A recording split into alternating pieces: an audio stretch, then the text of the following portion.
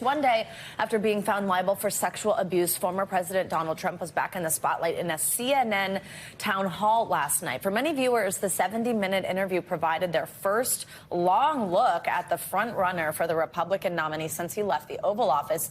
But the message was mostly the same, with the former president talking about his own record, inflating it, and repeating lies about the 2020 election. That was a rigged election, and it's a shame that we had to go through it. It's very bad for our country. All over the world, they looked at it. It was not a rigged election. It was not a stolen election. You and your supporters lost more than 60 court cases on the election. It's been nearly 2.5 years. Can you publicly acknowledge that you did lose the 2020 election? Let me just go on. If you look at True the Vote, they found millions of votes on camera, on government cameras, where they were stuffing ballot boxes. Republican officials debunked those claims about fraudulent ballots. For more, we are joined by NBC News correspondent Vaughn Hillyard. He is in Manchester, New Hampshire. This is where the event was held last night. Hey, Vaughn, good to see you. So it's the first time we've really seen Trump outside the conservative media ecosystem, or we're hearing from him not on his own app. But this room was stacked with Republican supporters of his. We heard them cheering many times throughout the night. What were your main takeaways? I think that it's important context. We have really not seen Donald Trump do a serious interview with a non-right-wing outlet since before he left the White House in 2020. And so for the public last night, this was 28 months of Donald Trump condensed into just about an hour.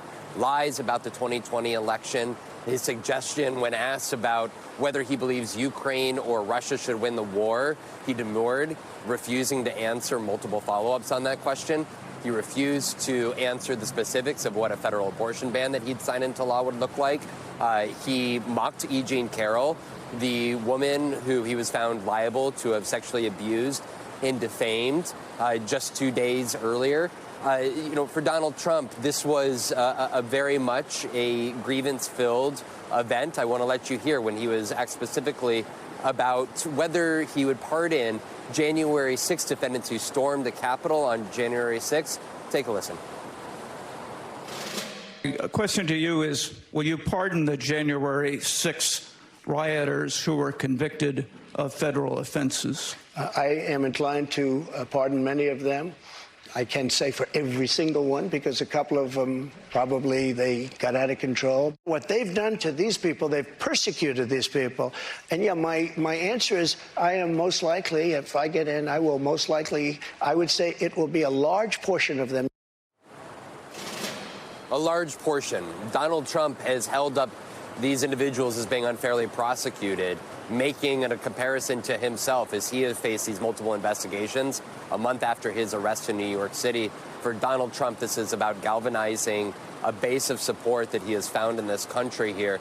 The question is, to what extent did the rest of the country view that as a sympathetic figure or as one worth fighting against? Vaughn, how is this being taken from Republicans on Capitol Hill?